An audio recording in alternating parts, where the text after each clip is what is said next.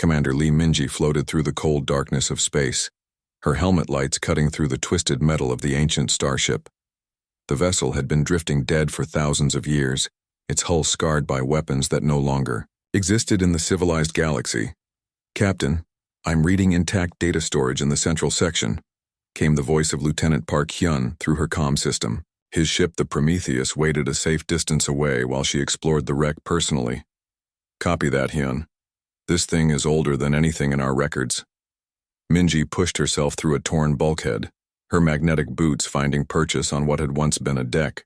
The ship's design was unlike anything she had seen before, all sharp angles and aggressive lines that spoke of a time when war was different.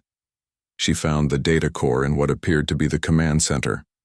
The walls were covered in strange symbols that her translator struggled to decode. As she connected her portable scanner to the ancient system, fragments of text began appearing on her display. The first entries made her blood run cold.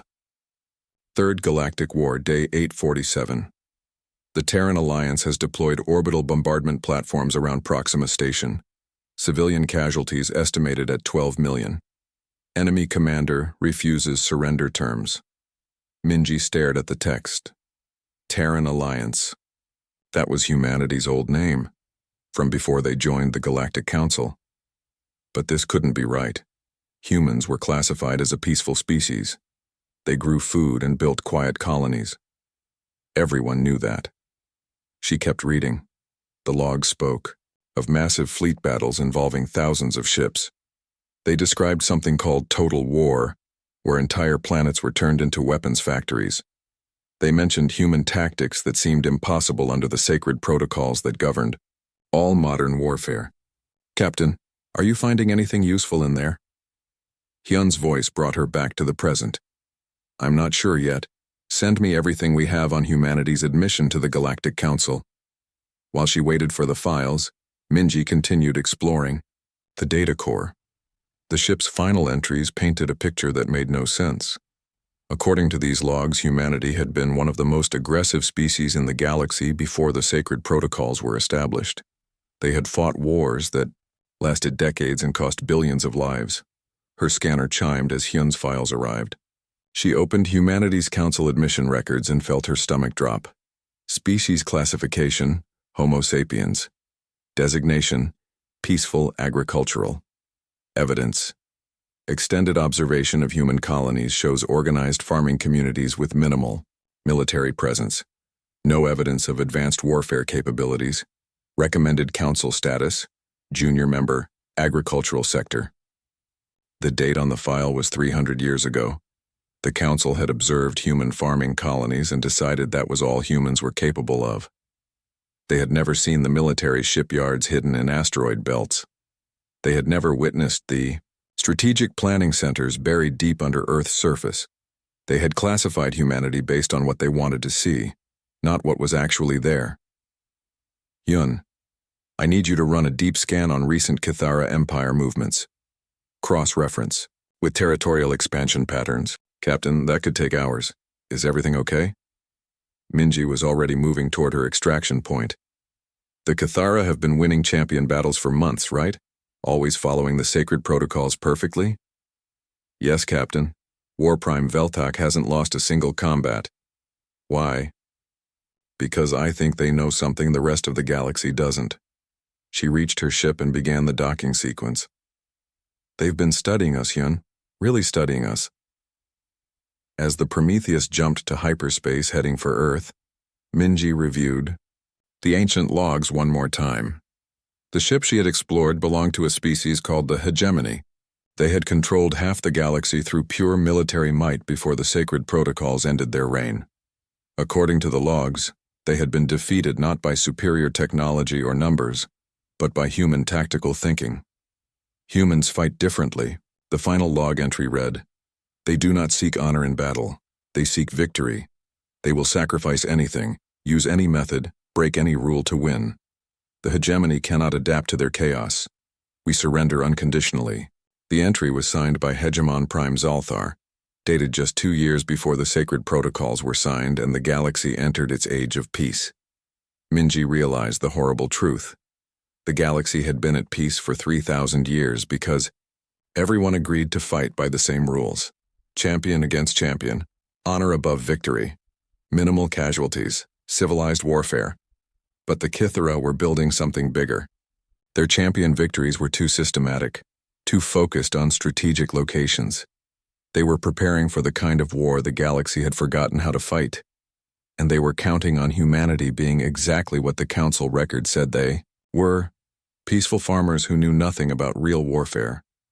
Huon, send a priority message to Earth Defense Command. Tell them we need to speak with Admiral Kang immediately. What should I tell them it's about, Captain? Minji watched the stars streak past as they raced toward home. Somewhere out there, the Kythera were preparing to remind the galaxy what war really looked like. They just didn't know that humanity had never forgotten. Tell them it's about changing the rules. Admiral Kang Do-hyun stood in the war room deep beneath Seoul, watching holographic displays show the Kythera Empire's latest victory. War Prime Velthak had just defeated the Centauran champion in less than 10 minutes. The alien warrior had been skilled, but Velthak fought with a precision that seemed almost mechanical. "Fifth victory this year," said General Yoon Ji-woo, her fingers tracing the expanding red zones on the galactic map. "They're not just taking territory anymore. Look at these locations." Kang studied the pattern. Each Kythera victory had gained them systems rich in rare metals or positioned along major trade routes. It wasn't random conquest. It was strategic preparation. "Admiral, Commander Lee is requesting immediate audience," announced Lieutenant Kim, Suman from her communication station. "She says it's about the Kythera threat. Send her in." Commander Lee Minji entered the room still wearing her deep space gear, her face grim with exhaustion and something else. Fear. "Admiral, we have a serious problem. The Kythera know what humanity really is." She activated her portable display, showing the ancient ship's logs she had discovered. The room fell silent as the translated text appeared, describing human military operations that violated every principle of the sacred protocols. "This is impossible," General Yoon said. "The Council classified us as peaceful farmers 3 centuries ago, because that's all they saw," Minji replied. "We showed them our agricultural colonies and they assumed that was everything we were capable of. They never looked deeper." Admiral Kang felt a chill as he read the ancient records. Orbital bombardments, total war, strategic deceptions that cost millions of lives. This was humanity's real military history, carefully hidden from the galaxy for 300 years. "The Kythera have been accessing restricted databases," Minji continued. "They know about the Titan War. They know about our fleet compositions. They know that humans don't fight like the rest of the galaxy. But they're still following the sacred protocols," Lieutenant Kim observed. "Their champion wins every battle fairly." "That's the problem," Minji said. "They're following the rules while secretly preparing to break them. Look at this." She showed them intelligence reports from the outer systems. Kythera industrial facilities working around the clock, shipyards producing vessels far beyond what they needed for peaceful expansion, resource stockpiles that suggested massive military buildup. They're building a war fleet, Admiral Kang realized. But why maintain the charade of champion combat? "Because the galaxy isn't ready for real war," General Yoon answered. "Every species has been following the sacred protocols for 3,000 years. Their militaries are designed for single combat, not fleet operations." Admiral Kang walked to the main display showing Earth's hidden defenses, orbital shipyards disguised as mining stations, military academies buried under civilian universities.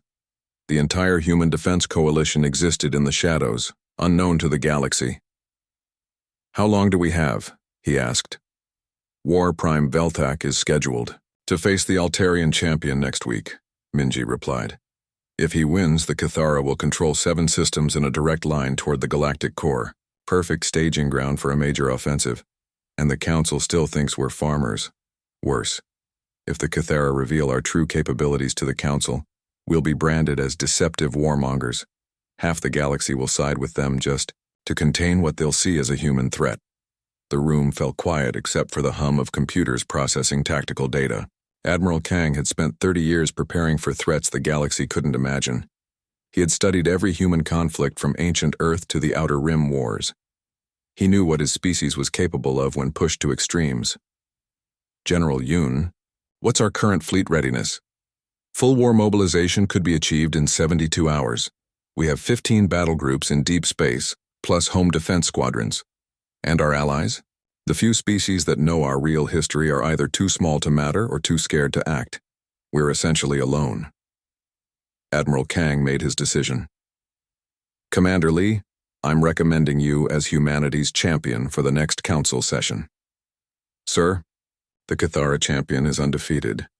No one has even come close to beating him in ritual combat. I'm not talking about ritual combat. Kang smiled grimly. It's time the galaxy learned what human warfare actually looks like. Minji stared at him. You want me to break the sacred protocols? I want you to show them that the sacred protocols only work when everyone agrees to follow them. The Cathara are already preparing to break them. We need to be ready when they do. The Council will never approve non-traditional combat. Then we make them approve it. Show them what's coming if they don't adapt. Admiral Kang activated the base's alert systems. General Yoon, begin quiet mobilization. Full defensive positions, but keep it subtle.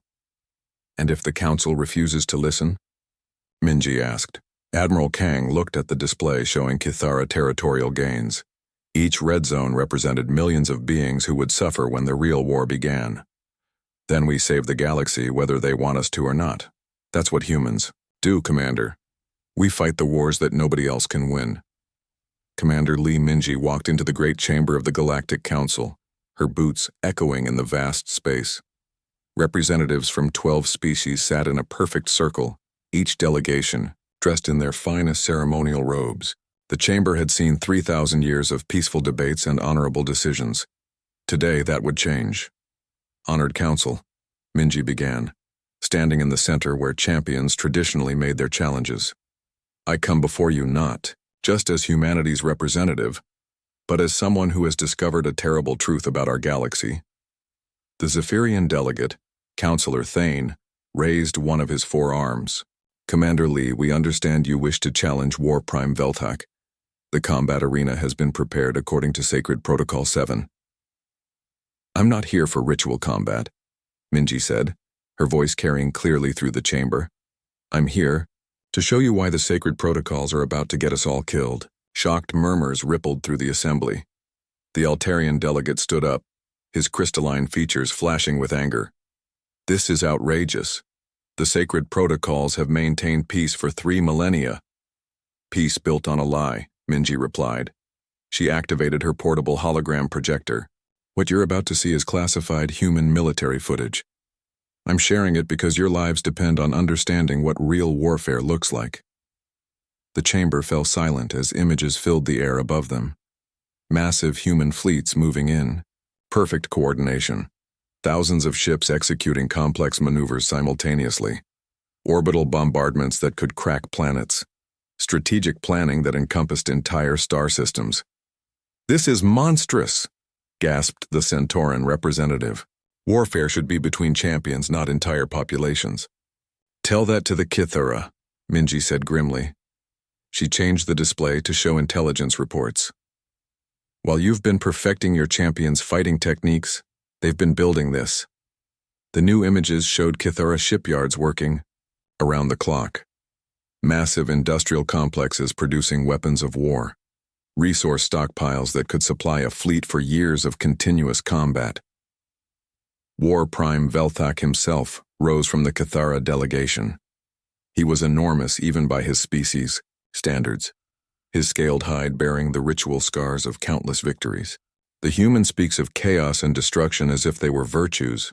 Our way is honorable, clean, civilized. Your way is a trap, Minji shot back. You've been using the sacred protocols as cover while you prepare for total conquest. Every victory you've won has been strategically chosen to position your forces for a galaxy-wide assault. Lies, Veltak roared. I challenge the human to prove her words through combat. Let the strongest prevail, as it has always been. The chamber erupted in agreement. This was how conflicts were resolved. Champion against champion.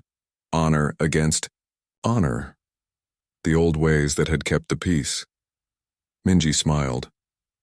I accept your challenge, War Prime, but not in ritual combat. The chamber fell dead silent. I propose a strategic warfare simulation, fleet against fleet, your tactical doctrine against mine. Equal forces, neutral battleground, observed by the entire council. Counselor Thane's translator struggled with the concept. You mean multiple ships fighting together? I mean war, as it's actually fought when survival is at stake, Minji replied. Not the sanitized version you've been playing for 3,000 years. The council representatives looked at each other in confusion and horror. This violated everything they understood about civilized conflict resolution. War Prime Velthak's eyes narrowed. You seek to corrupt our honorable traditions with your barbaric methods. I seek to save your lives with methods that actually work, Minji countered. The Kithara Empire has been studying human military history. They know exactly what we're capable of, but they're counting on the rest of you not knowing. She gestured to the tactical displays still floating above them. These aren't just historical records. They're a preview of what's coming when Velthak decides he's conquered enough systems through champion combat and switches to real warfare. The sacred protocols forbid such massive conflicts, protested the draconian delegate. The sacred protocols only work when everyone agrees to follow them, Minji said. What happens when someone doesn't? War Prime Velthak studied her for a long moment. Behind his scaled features, she could see him calculating. He had expected to face another honorable warrior in single combat. Instead, he was being challenged to something his people had trained for in secret but never admitted publicly.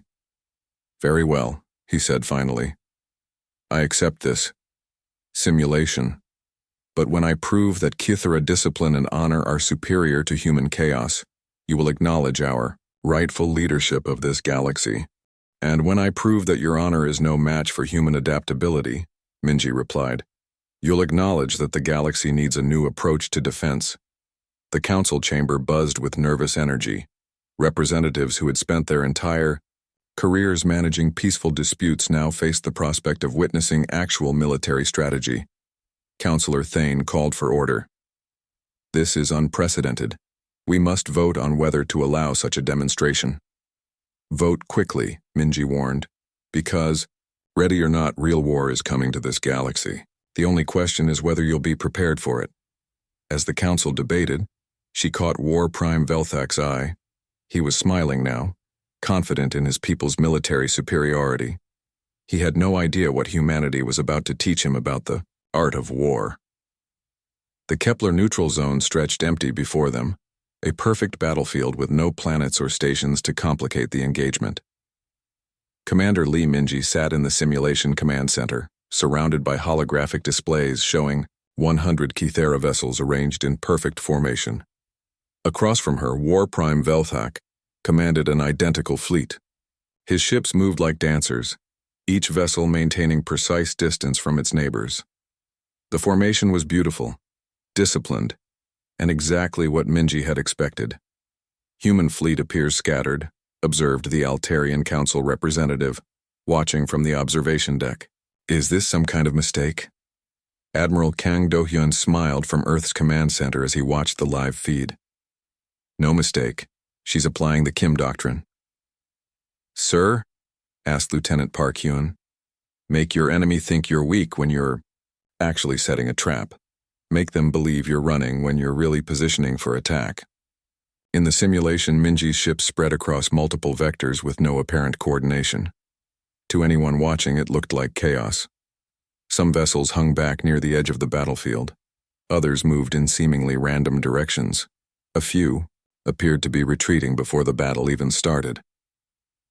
War Prime Velthak studied the human formation with growing confidence. Pathetic. They have no discipline, no coordination. This will be over quickly. His fleet advanced in a magnificent display of Kithara military precision. Each ship knew its exact role.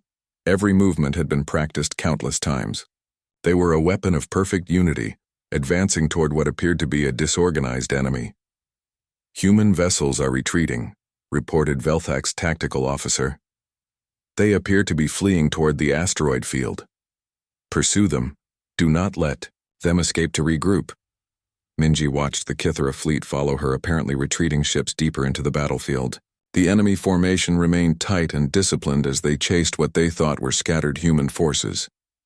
Now, she whispered. The trap sprung from 6 directions at once. Human ships that had appeared to be randomly positioned suddenly revealed their true purpose. They had been creating a 3-dimensional kill zone around the advancing Kithara fleet. Vessels that seemed to be retreating performed micro-jumps to appear directly behind enemy lines. Impossible, Velthak roared, as his tactical display exploded with red warning symbols. Ships cannot coordinate across such distances, but they could, and they were. Minji's forces attacked from above and below, from the sides and rear, using the Kithara formation's own discipline against them. The enemy ships were so perfectly arranged that they couldn't maneuver without colliding with their own allies. Kithara. Fleet is taking heavy casualties, reported the Council's neutral observer. Their formation is beginning to collapse. War Prime Velthak tried to adapt, ordering his ships to break formation and engage individually. But his crews had trained for coordinated combat within strict formations. Suddenly forced to fight independently, they struggled to maintain effectiveness. Minji pressed her advantage. Squadron 7, execute ramming attack on the enemy flagship. The Council observation deck erupted in shocked gasps. She's deliberately destroying her own ships, the Centauran delegate protested. They're holographic constructs, General Yoon reminded him from the Earth Command Center. But the principle is sound. Sometimes victory requires acceptable losses. In the simulation, 20 human destroyers broke from their attack patterns and accelerated directly toward Velthak's command vessel. The War Prime's ship was heavily shielded and could survive the impacts, but the ramming attack created exactly what Minji needed: a gap in the enemy formation. All units exploit the breach, she ordered. Human cruisers poured through the gap created by the sacrificed destroyers, striking at the heart of the Kithara fleet. Meanwhile, her other forces continued their multi-vector assault, hitting the enemy from directions they couldn't effectively defend. War Prime Velthak watched his beautiful formation disintegrate into chaos. Ships collided as they tried to maneuver. Crews struggled to coordinate without their rigid command structure. The discipline that had won him countless champion battles became a weakness in the face of human unpredictability. How are they coordinating this? He demanded. There's no pattern, no order. His tactical officer studied the displays frantically. Sir, they appear to be using small unit initiative combined with overall strategic goals. Each ship commander makes independent decisions within broader mission parameters. Chaos, Velthak growled. Controlled chaos, Minji corrected over the open channel. Every human captain knows the mission objective. How they achieve it is up to them. Your ships are dancers performing a ballet. Mine are improvising jazz. The simulation ended with the Kithara fleet in complete disarray. 70% of Velthak's forces were listed as destroyed or disabled, while Minji had lost only 30% of her fleet. The council chamber fell silent, except for the hum of computers processing the tactical data. War Prime Velthak's image appeared on the main screen, his scaled features showing confusion and something that might have been respect. I do not understand. How did you coordinate such chaos? Minji leaned back in her command chair, exhausted, but satisfied. The same way humans have won every war we've ever fought. By accepting that the enemy gets a vote in your plans, so you always need backup plans. And backups for your backups. Your methods are disturbing, Velthak admitted. They're effective, Minji replied. And when the real war comes, effectiveness is all that matters. The transmission ended, leaving the galaxy to contemplate what they had just witnessed. The age of honorable warfare was ending. The age of human warfare had begun. The Kithara invasion fleets began withdrawing from the outer rim before the simulation results were even officially announced. Admiral Lee Minji watched the tactical displays from Earth's command center as massive Kithara battle Groups turned away from their target systems and headed back toward their home territory. Confirmed withdrawal from 7 systems, reported Lieutenant Park Hyun. War Prime Veltak is requesting immediate communication with you, Admiral. Minji accepted the promotion that had come with her victory. The simulation had changed everything, starting with her own rank. Put him through. Veltak's scaled face appeared on the main screen, but something was different about him. The arrogant confidence was gone, replaced by something that looked almost like curiosity. Admiral Lee, he said, using her new title with what seemed like genuine respect. I have watched the simulation recording 17 times. I still do not understand how you coordinated such organized chaos. Would you like to learn? Minji asked. The question surprised everyone in the command center. War Prime Veltak had been their enemy minutes ago.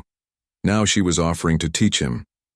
The Kithara Empire formally withdraws all territorial expansion claims, Veltak said. We also request permission to study human tactical doctrine. Our methods were insufficient. 3 days later, Minji stood before the Galactic Council once again. But this time, the chamber's atmosphere was completely different. The representatives sat in stunned silence instead of comfortable confidence. Their 3,000-year-old system of government had been shattered in a single afternoon. The sacred protocols are not wrong, Minji began, her voice echoing in the vast space. They are simply incomplete. They assume that all species value honor over victory. They assume that everyone will follow the rules. Counselor Thane of the Zephyrian Collective raised his hand. But if we abandon the sacred protocols, we return to the dark ages of galactic warfare. Billions died before we learned to resolve conflicts through champion combat. I'm not asking you to abandon the sacred protocols, Minji replied. I'm asking you to prepare for what happens when someone else abandons them first. She activated her holographic display, showing the galaxy's current military situation. Each species maintained small, elite forces designed for champion combat. None had prepared for large-scale warfare. The Kithara proved that the sacred protocols can be exploited by anyone willing to build a war machine in secret. What happens when the next aggressive species decides to try the same thing? The Altarian delegate stood up, his crystalline features reflecting the chamber's lights. You're asking us to embrace the very chaos we've spent millennia trying to prevent. I'm asking you to embrace reality, Minji said firmly. Peace isn't the absence of conflict. It's the presence of justice, and sometimes, justice requires the willingness to fight without rules. The debate that followed lasted for hours. Some species wanted to expel humanity from the Council, calling them a dangerous influence. Others argued that the galaxy needed to adapt to changing threats. The Draconian delegate suggested that humans should be quarantined to prevent their warlike corruption from spreading. Finally, Counselor Thane called for order. We must vote on Admiral Lee's proposal to create a new branch of Galactic Defense Forces. The vote was closer than Minji had hoped. 7 species voted in favor, 4 against, with 1 abstention. It was enough. The Galactic Strategic Defense Corps is hereby established, Thane announced. Admiral Lee will serve as its first commander. 6 months later, Minji walked through the corridors of the new training facility orbiting Earth. Through the viewports, she could see mixed crews of aliens and humans working together on the docking platforms. Zephyrian officers studied human tactical manuals while Centauran engineers learned to maintain rapid deployment weapon systems. Admiral, the new class is ready for your inspection, said Colonel Park Hyun, who had been promoted to help run the training programs. Minji entered the main classroom where 30 cadets from 8 different species sat at attention. At the front of the room, a young Altarian officer had her hand raised. Yes, Cadet Zara? Colonel Park called on her. Sir, I understand the tactical principles, but isn't this approach fundamentally chaotic? How can we plan for every possible contingency? Minji smiled and walked to the front of the classroom. That's exactly the right question, Cadet. The answer is that we don't plan for every contingency. We plan to be able to adapt to any contingency. She activated the room's holographic display, showing a simple tactical scenario.